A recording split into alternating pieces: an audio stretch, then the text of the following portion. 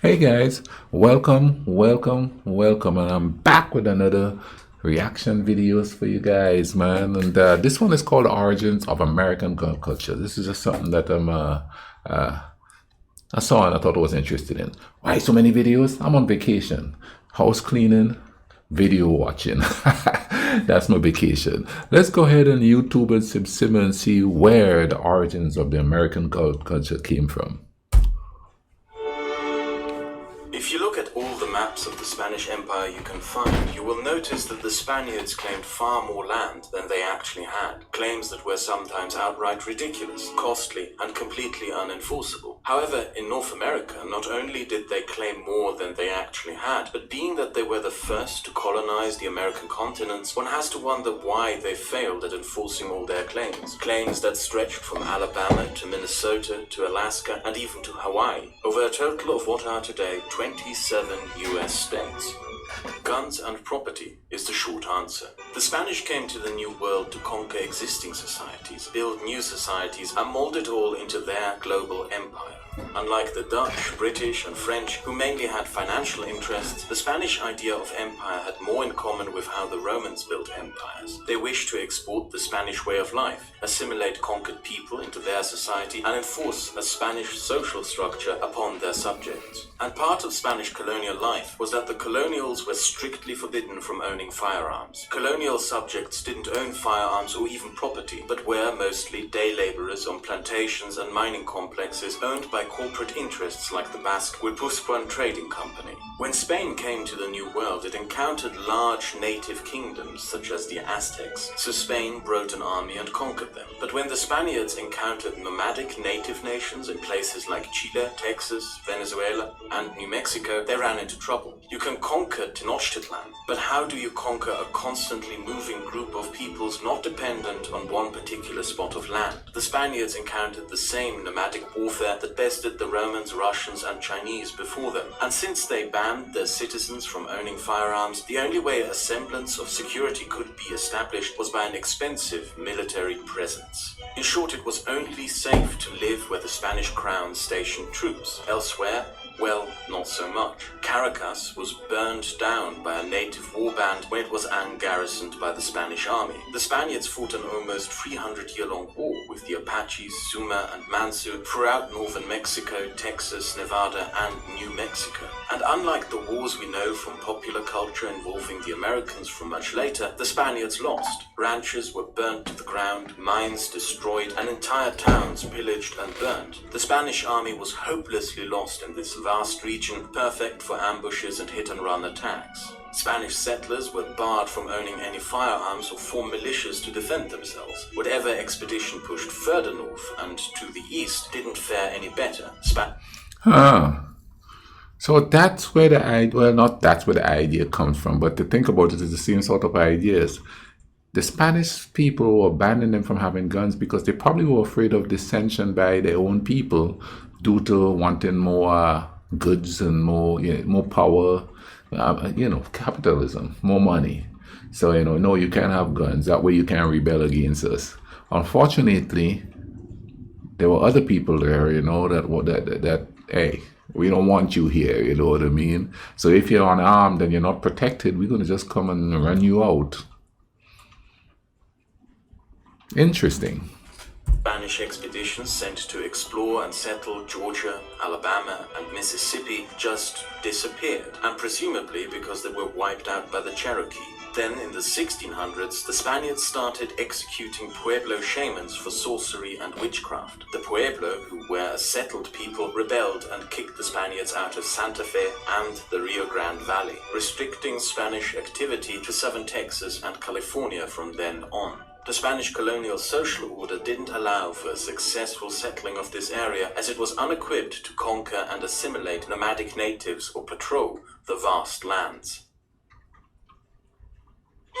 Cost too much. The British had a completely different colonial policy. They explicitly encouraged their colonial subjects to own firearms. More than that, they handed out the land they had taken from the natives to settlers. And that land, aka property, is the reason why most of these settlers came in the first place. Europe was a mess of large landowners, serfdom, high grain taxes, and famines. Political rights, if existent at all, were also tied to how much property a person owned.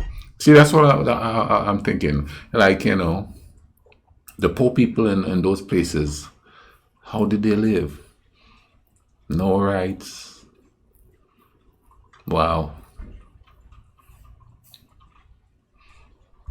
Having a plot of land that was your own was a prospect irresistible to many, and irresistible to the British Crown was what these settlers would do on that property. Buy slaves, grow cash crops, sell them to British trading companies, and their...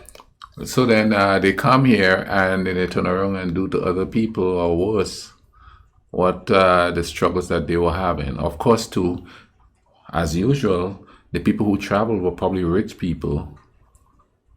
Come here, you know what I mean? Or brought people here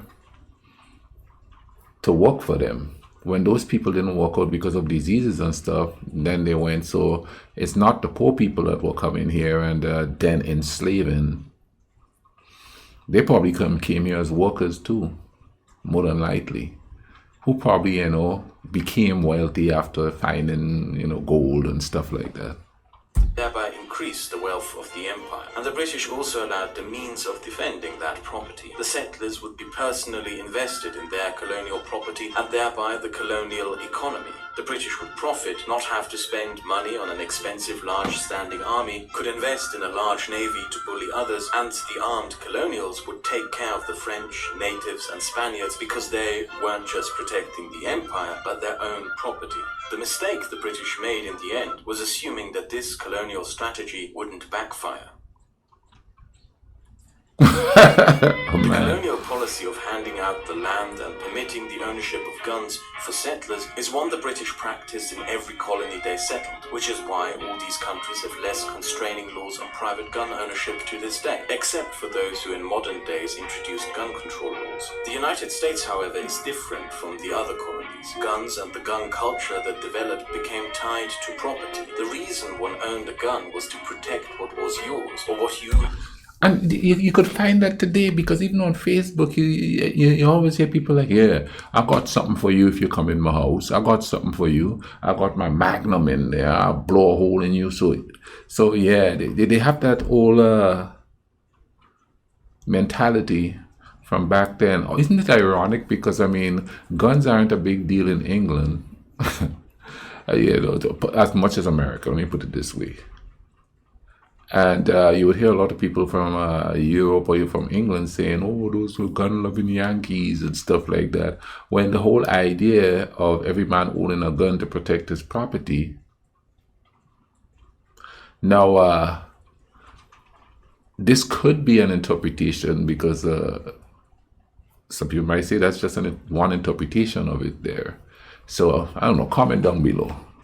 had taken from others. It became essential to the promise of the country to those who came to it, but also part of its darkest chapters. As much as you may read or hear of the American gun culture as something tied to a violent history, racism, hunting, frontier life or other, and as much as you might hear debates by legal scholars and politicians theorize the modern and past meanings of the Second Amendment, the truth of the matter is that this country's gun culture developed out of and goes hand in hand with the promise of owning your own property and being permitted to defend what is yours. And that is a powerful drive that is hard to break. German and French gun culture revolved around having guns to kill each other. Polish gun culture revolves around being prepared for invasion. Same with Swiss gun culture. And as Europe increasingly became a more peaceful place, these gun cultures, and with them the ownership of guns, eroded or were drastically changed and reinvented. The United States have barely enacted any regulations to limit ownership of firearms, even when a sizable amount of the population used said firearms in an armed insurrection to keep slavery legal. If the Americans didn't restrict firearms ownership after they were used in an attempt to keep slavery legal, I doubt they will do so now after massacres and increased gun crime. There's, however, one thing that is steadily undermining the United States gun culture and might eventually be its undoing, something that is largely unnoticed in the modern gun debate. Ownership of private property is on the decline. And with the American gun culture being so deeply tied to property rights, what is most likely to in the end change the legal landscape on firearms in the United States is the change of American society itself from property owners into indebted, rent-paying day laborers. See, the thing about that though is they're still going to keep their guns, and I'll tell you why. Because whatever is in the property, they own the TV, they own the stove, they own stuff. So yeah, they're gonna keep their guns because the people that are talking about coming in the house, I'm gonna shoot you up and thing, they're renting, bro. They're renting. You know what I mean? So hey, that was quite interesting there though. I enjoyed it. I'll leave a link in the description to this video. If you all like the video, drop a like on the video, man. You know what I mean? And I'll leave links to other videos that are of this nature. Like I did one on the Canadian gun culture. I'll leave a link to that there and things so you could check it out, alright? You all take care of each other. Cool runnings.